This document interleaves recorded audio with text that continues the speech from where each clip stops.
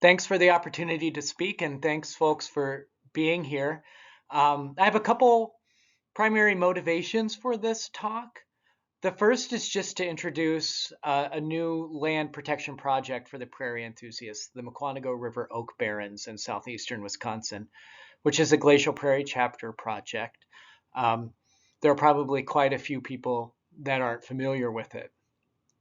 But I also just want to highlight a site that we're working on and the work that we're doing on the ground.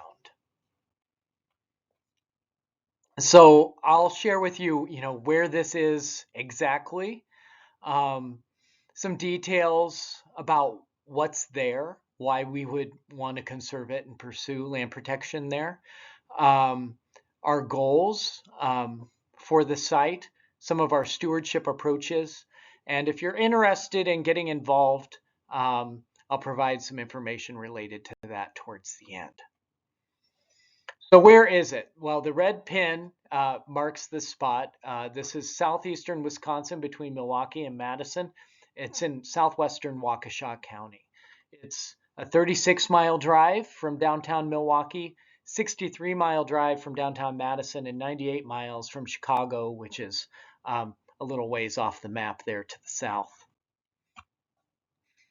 This zooms in on the more local landscape, and this shows sort of the context of protected lands in the area. So you can see the pin um, and the base of it in the actual outline of the property there, and you see all these other shapes or polygons around it.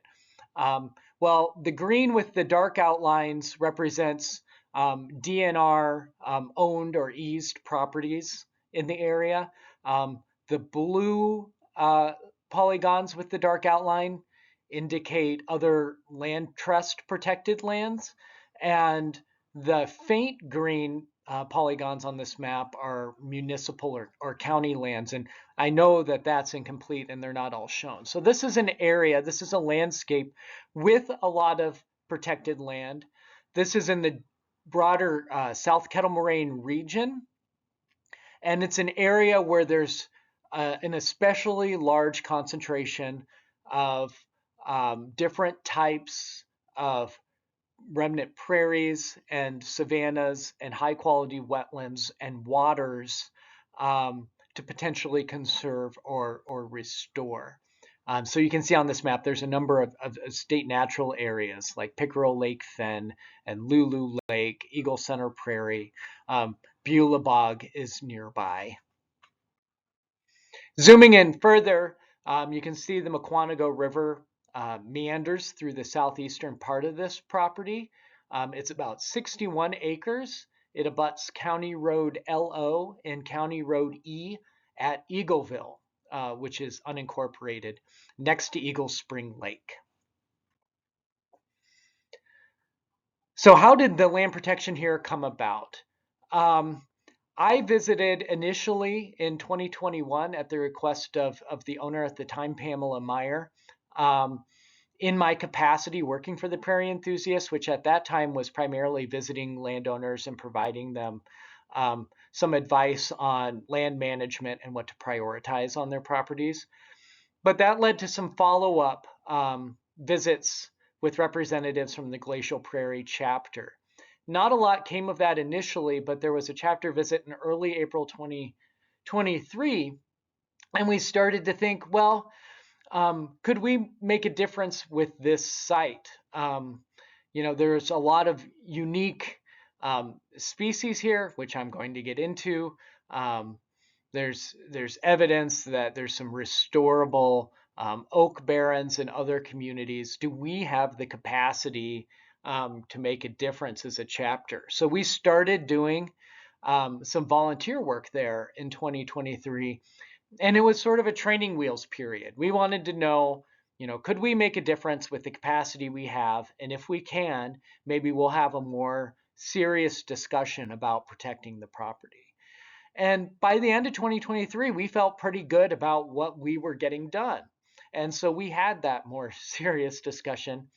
And by June of 2025, we had closed on the property and the Prairie Enthusiasts owned it. That was made possible and really built around a bequest from Tom Ganfield. Um, but we also had help from the Knowles Nelson Stewardship Program, and particularly with respect to some of the endowments and management funds, the support of many other people.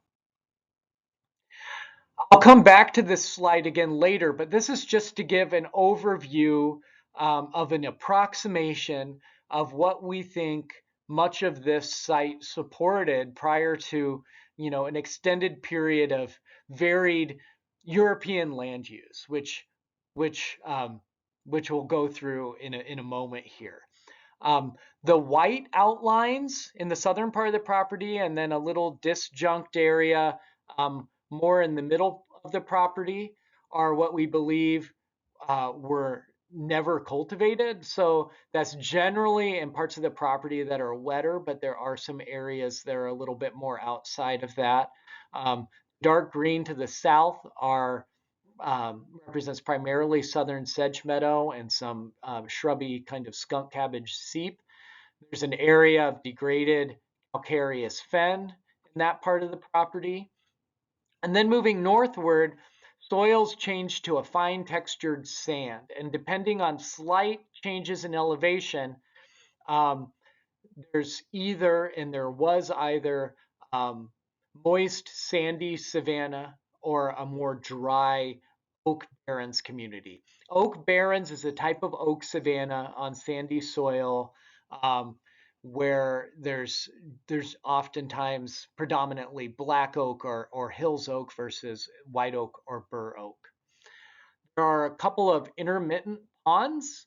Use the word intermittent instead of ephemeral because they're not driven by sort of short-term snow melt or spring precipitation events, that sort of thing. They're driven by long-term fluctuations of the water table in the sandy soils. And then there are two artificial irrigation ponds that were excavated in service of some of the land use practices that were occurring on the property in the last century. I'll share some original land survey notes from 1835. My talking head's blocking the 5. There are two transects that abut the property. So along the east side of the property, it's actually the town line between the town of Eagle and Mukwonago. And that survey is very valuable because it gives some details about the undergrowth. So that transect moving northward, it crosses the Mukwonago Creek, which is the Mukwonago River. And from this point to the end, from 60 to 80 chains in a mile, it was moving along the east boundary of the property. Corner was in the northeast corner of the property, and the bearing trees were black oaks. Lands described as second-rate bur white and black oak, but further south along this transect was moving over different sort of geology and topography. And so it's likely that black oak was more towards the end of this transect. And you'll see that on the next one. Undergrowth is described as redroot, which is either New Jersey tea or inland New Jersey tea or prairie redroot. So it's a cenothus. In southeastern Wisconsin, it's probably New Jersey tea, Cenothus americanus, and hazel. So we know it was some sort of bright oak system at least, but could have been woodland or savanna. The other transect moves along the north side of the property, and where that transect is outside of marsh or wetland, it is completely within sort of the same soils and geologic feature, the same sand deposit as the property. And that land is described as third rate because these are poor sandy soils, yellow, white, and bur oak. So yellow oak is black oak. It was primarily, it was more black oak than the other oaks. So that's somewhat suggestive more of an oak barrens versus oak savanna. And the quarter section bearing trees were both black oaks. This is a 1937 air photo. By this time, a lot of land cover change had probably occurred. It's likely that much of this property was cleared of trees. We see trees along the rights of way and the east property line, and a few trees along the wetland edge and around one of the intermittent ponds. A lot of these at this time, are a size where I suspect their regrowth that followed cutting over that had happened in the past. It's difficult to ascertain what land use on a lot of this is from this photo.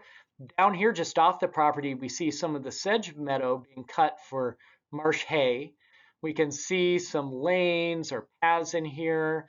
Um, I'll show you in the next slide. This part of the property is a little more moist in the south central part and along the south edge, and that wasn't cultivated. And I suspect even at this time, a lot of this part of the property was being cultivated. It's not incredibly obvious in this photo.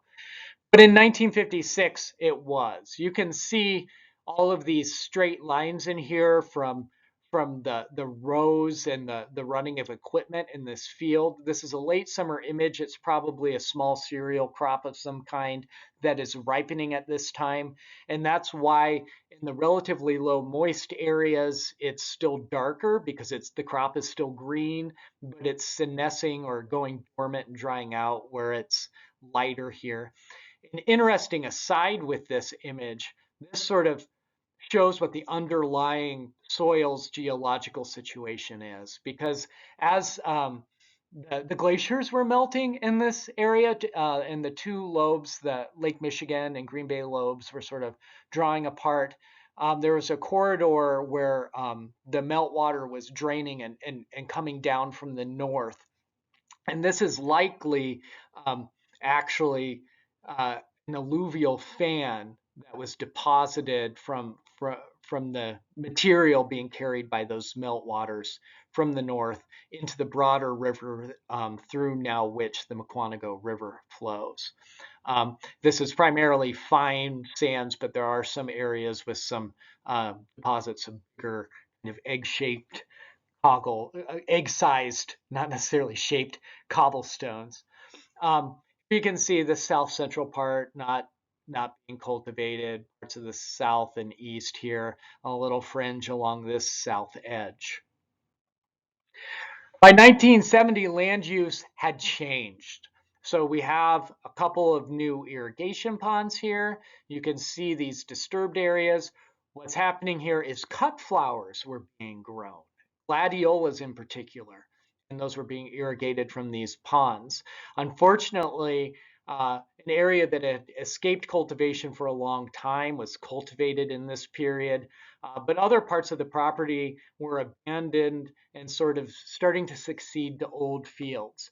And you'll see pictures of what's there now, but no doubt what was happening by this time is that species of oak barrens and moist sandy savannas that had hung on around the margins of the property in the southern portions of the property along the road rights of way were starting to have an opportunity to recolonize those areas. The previous owner, Pamela Meyer, acquired the property around 1980, and the use subsequent to that shifted to a Christmas tree farm. So what you see here in 2005 are many blocks of Christmas tree conifers of different types. But one of the things about that use that maintained a lot of the biodiversity of the site, at least in some areas, was that there was regular mowing between rows of Christmas tree conifers, which kept things open and allowed things that had recolonized some of those cultivated areas to persist, and perhaps allowed things to continue to colonize those areas, even as other parts of the property got woodier and woodier. So by 2022, where it was long needled Christmas trees like Scots pines and white pines, people didn't take those, and those grew up to be these big trees and these blocks. But other areas were more open, where people took more Christmas trees, more balsam firs, and the like.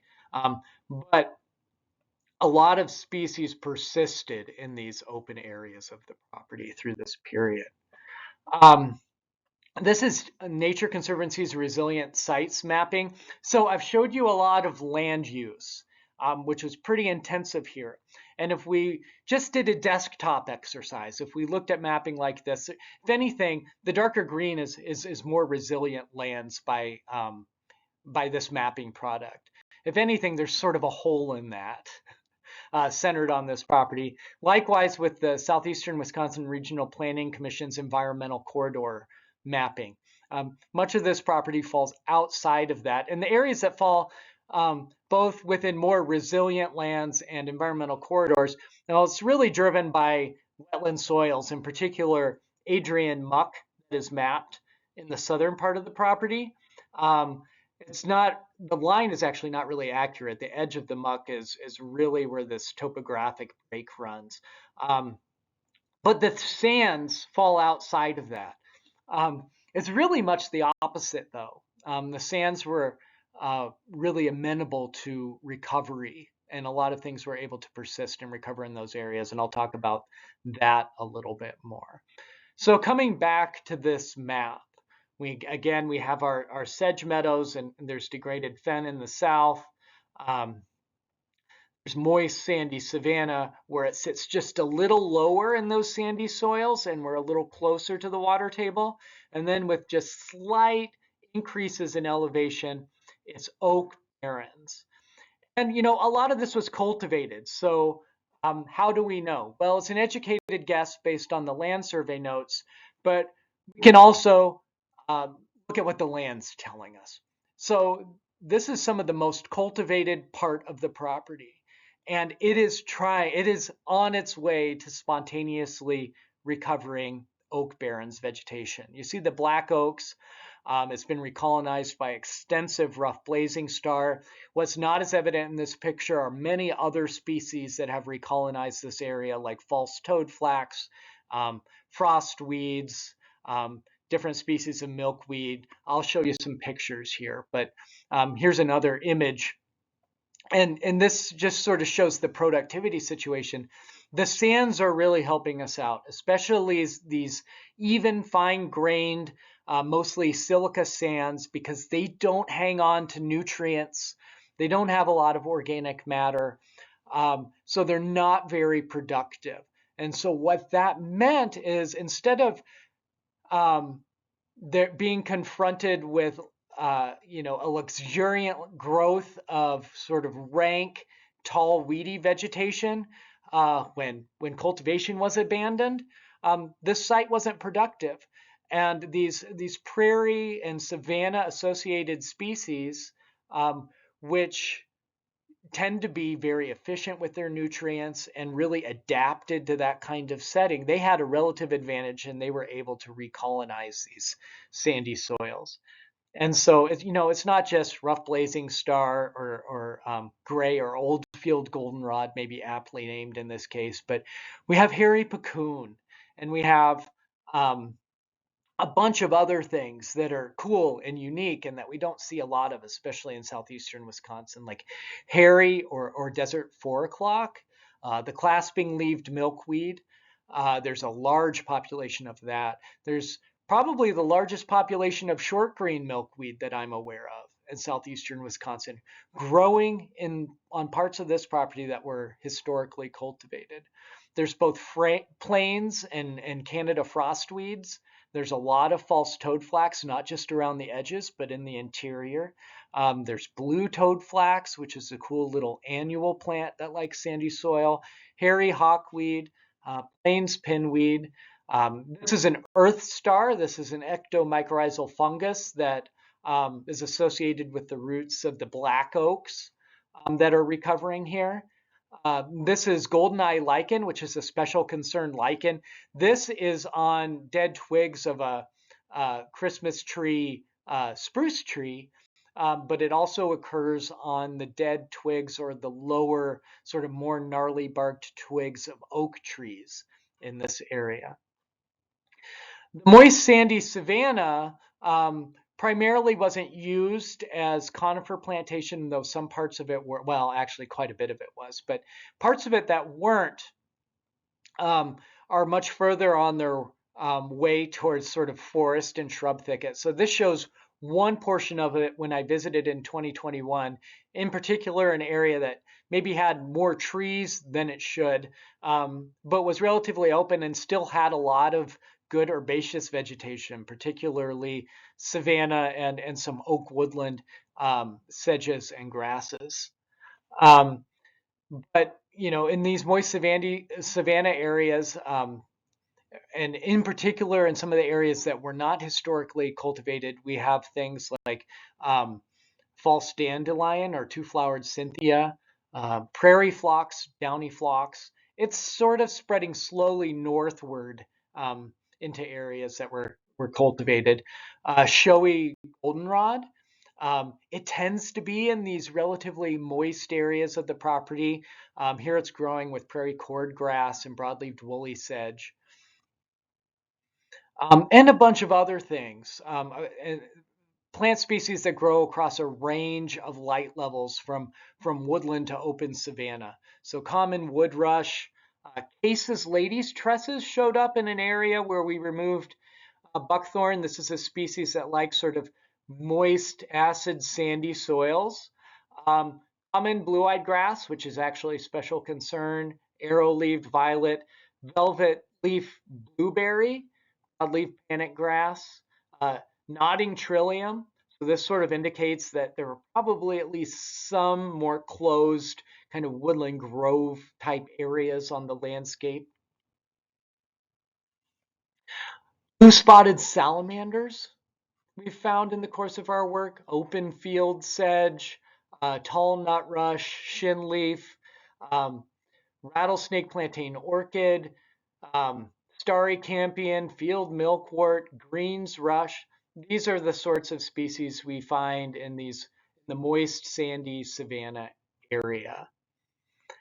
In the sedge meadow, seep and fen, we have things like this turtlehead and a lot of spotted Joe pieweed, boxbaum sedge along the transition between the muck and the more upland sandy soils, um, swamp saxifrage, shrubby cinquefoil in the fenny area, aronia berry, sweetgrass, marsh marigold, cowbane. This is a common garter snake, I think, hanging out in the sedge meadow. You can see the lake sedge and plumeria and marsh fern. We have a lot of Baltimore checker spots because we have a big population of white turtlehead. So why conserve and restore this?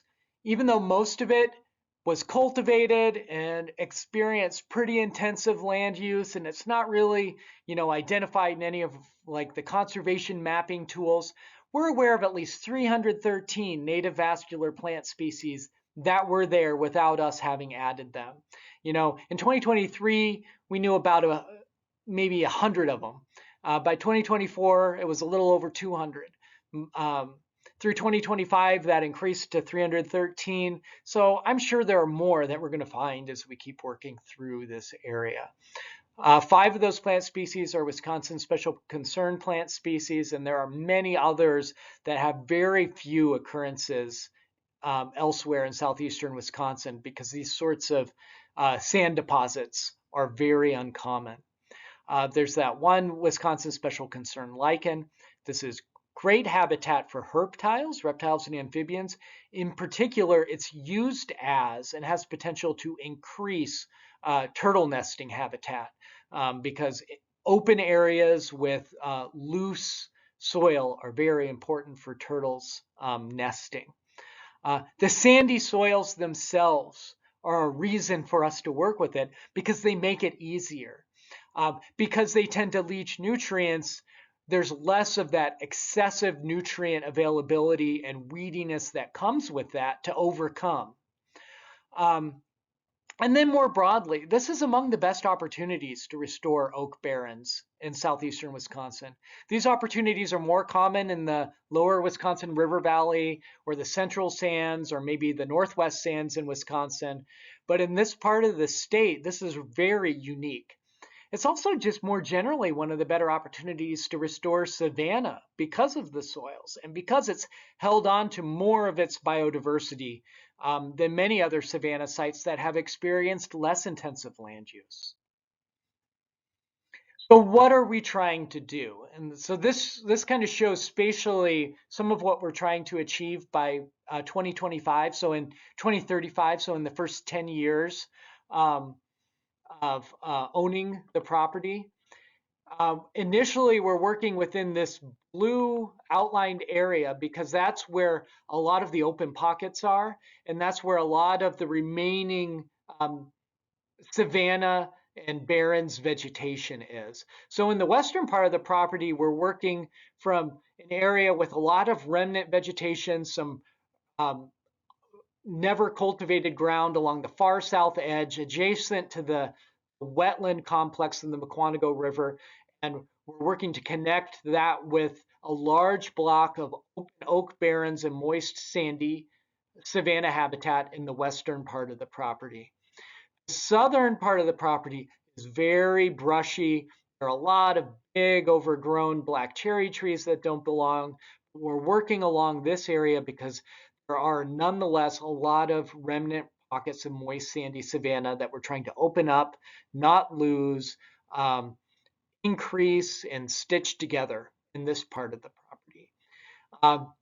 And if we get our work largely done in these areas, we'll move into other parts of the property, but there's a lot less to work with in those areas. So the overarching goals are basically to restore and maintain that historical savanna, which seems to be in a lot of areas what the property wants to return to if only we keep it open. And then all of the associated flora and fauna and genetic diversity that come with that. We have some more specific goals by 2035. A lot of that is based on ecological assessments we've done, course level metrics assessments designed for oak barrens and sedge meadows, for example. Those guided the development of specific goals that in 2035 we'll be able to look at. We'll be able to reassess the property and ask whether or not we've met those goals and why and what we need to do going forward. A look at some of our progress working on the property. So in 2023, when we started working on the property, we worked in the central 4 acres. We wound up with a 4-acre burn unit that we burned the fall of that year. And within that unit, we'd done most of the heavy lifting on 2.75 acres. There were areas in this portion where there was still quite a bit of brush or more dense conifers that we kind of burned around, and that was left for the next year. In 2024, we'd expanded our work, completed sort of the heavy lift in this middle portion and expanded into these yellow areas. We started working around some of the concentrations of remnant vegetation in the southern part of the property. We worked in this open area and then started building out from it towards one of the intermittent ponds, and then working southward here. We did prescribed burns again where these flame symbols are. There wasn't enough fuel here. We weren't ready to burn down here yet.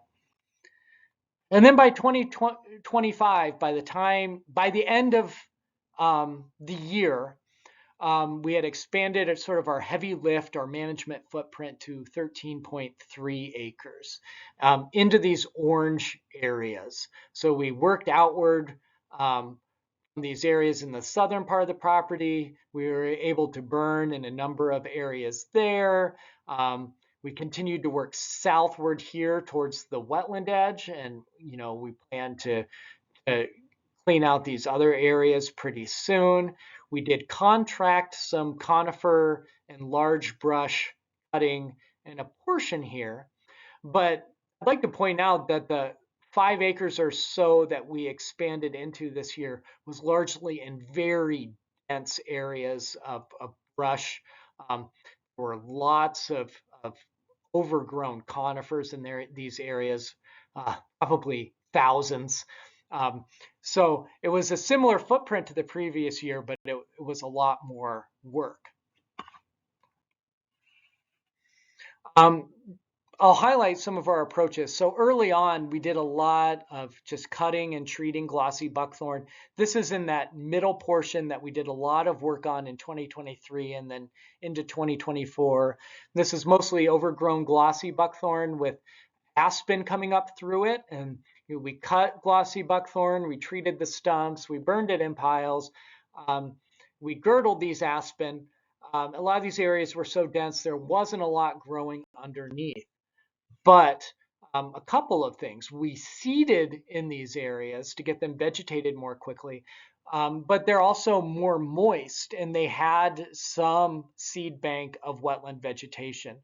There tends to be more seed banking species in wet areas than in upland areas. So we wound up getting spotted Joe pieweed and blue vervain, some things like that that showed up spontaneously. But we also seeded a number of sort of moist prairie and savanna species in these areas. And so uh, by a year later, we had good grassy and sedgy cover in these areas, which has been really pleasing. But there were areas under that glossy buckthorn where these aren't really seedlings, but there were a lot of small shade suppressed buckthorns that we maybe didn't see as we were going through in the wintertime. And what we did in most instances is we went through those areas and we pulled them. And so what you see here is a line along which we're pulling these out actually. And it seemed like a huge task, but it turned out that we could make a lot of progress doing that. So that's how we did it. And we started to ask, well, it's sandy, things pull easy, it creates less disturbance here. Why don't we just pull some of the bigger stuff too? And so we started doing that, and we noticed that it worked really well, and we didn't get a huge flush of weeds or anything when we did it. So we started doing a lot of removal of a brush by pulling. Um, it really became sort of our go-to starting early in spring when the frost is out of the ground. We have some specialized tools for things that are a little bigger, these sort of extraction tools. Um, we use parsnip predators and spades to sever roots on some of the bigger things. Stuff that's too big gets cut and treated or basal bark treated. Um, we do that work basically through the growing season. Um, and it's a lot of fun though to do that work in the growing season because as you're working through those areas underneath that brush, we find things. That's where we found that blue spotted salamander. Um, things like the golden Alexanders or this lily leaf twayblade or this false toad flax that we didn't know was in this area that sort of sprawled out for more light with this rattlesnake plantain orchid here. Um, so, you never know what you're going to find when you're working through those areas, removing the brush. And then when we get the brush removed, the areas that are flammable with leaf litter in the fall, we burn those off. We burn those off um, in part to help maintain our progress, keep them open, but also where there's leaf litter, well, we want to seed. So we want to remove that obstruction. We want to remove that obstructive leaf litter. So we blacken these areas in the fall, we spread seeds, and in some areas, we also plant plugs. This is around one of the intermittent ponds. We did seed in this area. The depression is in the foreground. There's no water in it this year.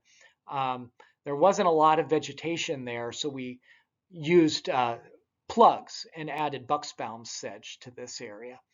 There is a little bit of marsh fern and blue flag iris that was hanging on in the middle of that. The areas that were more open, we're burning those, and they have a lot of barren species, sand prairie species in them already. But some of those are pretty patchily distributed, so we're collecting those. And we're also adding species that are missing. So we're trying to get rid of the thatch in these places and keep them open so that we can add seeds. And so this is just showing a post-fire picture where the main goal here is just to keep the thatch removed. Fire intensity is pretty low because it's not productive.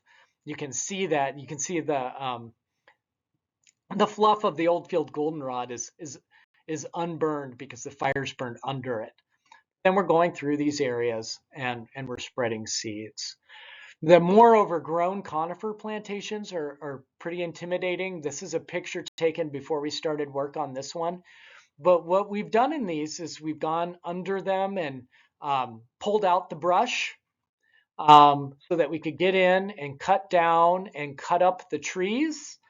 And then we burn those trees in piles. So this is actually this picture was taken from a similar perspective to that first one.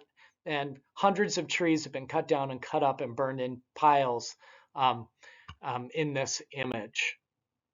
And then this is that area from a different angle, just showing recovery. So we've seeded native species back, but actually a lot of, especially fall witchgrass, blows into these sort of linear plantations. And then when you open them up, it grows and gives some grassy cover. There's a lot of burnweed and mullein, but that'll decrease on its own as things go forward. We burn a lot of big piles. We try to stage these where there's not any sort of special native remaining vegetation, but it was a concern, and recovery of the scars left by these piles was a concern. But what we found that is a variety of approaches seem to work really well. We can plant plugs in them. This is prairie dropseed plugs planted into the core of a burn scar. There's actually strawberry creeping in from the edges too. We'll have to watch the raspberry down here. But where we've seeded these scars, various things, that's also worked really well. And it might be that the sandy soil leaches a lot of the nutrients and minerals fairly quickly that's left behind from the burning of the piles, but the conifer debris is also less dense and has low mineral content. So it leaves less ash than, say, hardwood logs and whole trees would leave. Other things we're doing and other approaches, other problems. We have areas of smooth sumac and small, more dense aspen suckers. We've found that cutting those twice in the growing season, cutting them in June, maybe very early July, and then again 6 weeks later, and doing that in conjunction with our burning reduces those dramatically, probably at least as much as cutting and treating them does. And the goal isn't to completely eliminate those, it's to reduce their vigor and density to the point where they're not hurting anything. And that approach seems to be working in that regard. We have a lot of Asian bittersweet. We cut and treat the larger vines. We do foliar spray dense patches of Asian bittersweet at ground level if there's not a lot of good vegetation immediately around or under them. Foliar spraying them with 2% triclopyr ester, triclopyr 4, Garlon 4, with methylated seed oil in water seems to work really well for that. We have black locust kind of at the edge in a couple areas of the property. Because we're using imazapyr on the bittersweet, we're using that on the black locust too, and that seems to actually work really well. We take a hatchet and we make downward cuts around the trunks at close intervals and squirt the herbicide into those cuts, and it seems to be quite effective. There's a lot of spotted knapweed on the property. It seems to be in equilibrium. I didn't mention this, but the first time I visited this property was actually before I worked for the Prairie Enthusiasts in the 2010s. And that situation with spotted knapweed is really unchanged since then. So it's not a problem that's getting worse. It's sort of as bad as it's going to get. So what we're doing is we're introducing root weevils to lower its density and soften it up before we start the work of systematically working through the areas we're managing and eliminating it. I've showed a slide like this in other presentations I've made, but this is sort of a framework to contextualize what we're doing. This site, a lot of it was trying to recover on its own.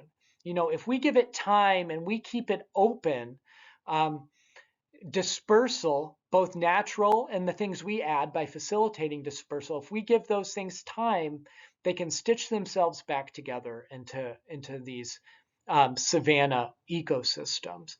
But in order to do that, in order to set the stage for that, we need to remove inappropriate, excessive woody vegetation so that we create the right conditions, higher light, more wind, the sorts of harsh conditions that these species are adapted to more so than the weedy things.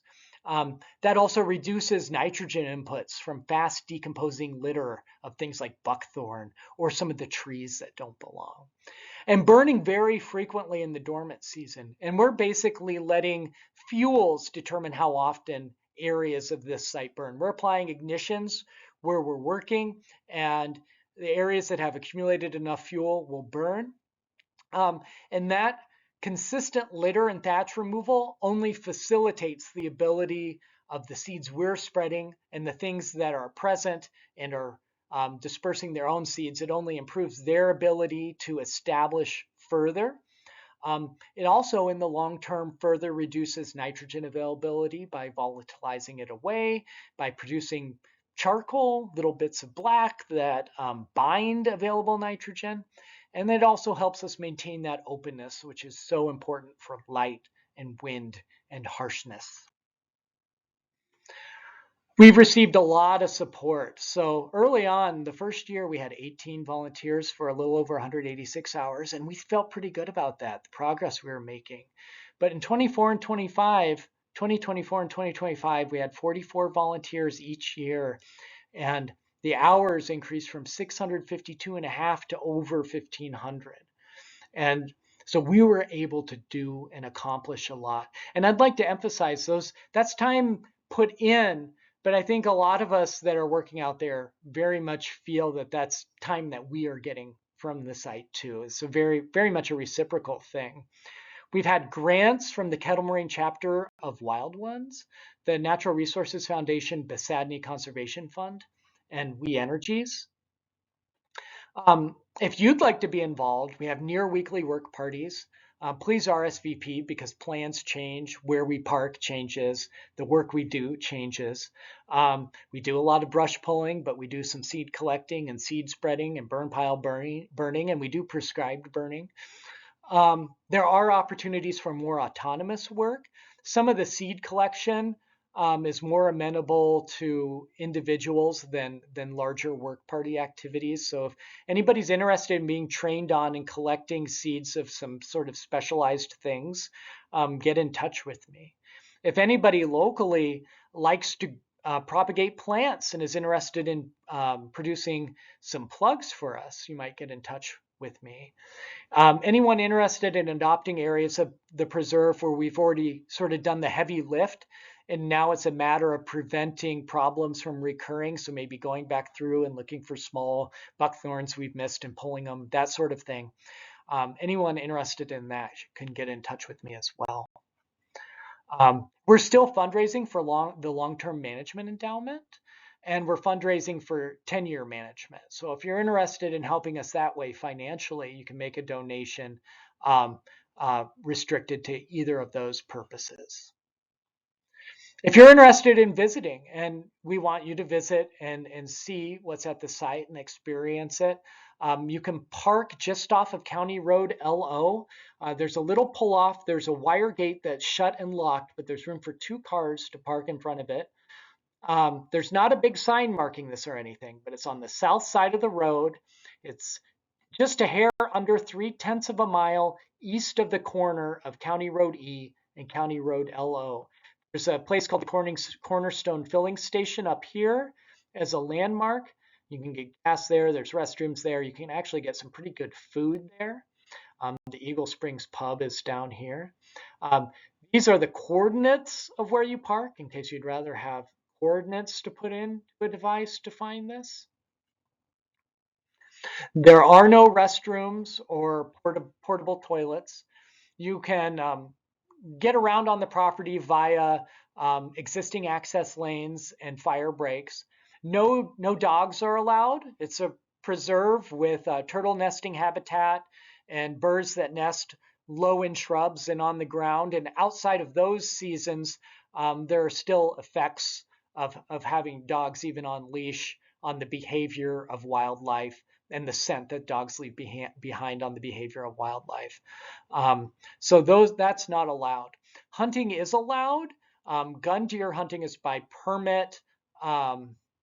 If you're visiting the property during a gun hunting season, wear orange, please. Fishing is allowed.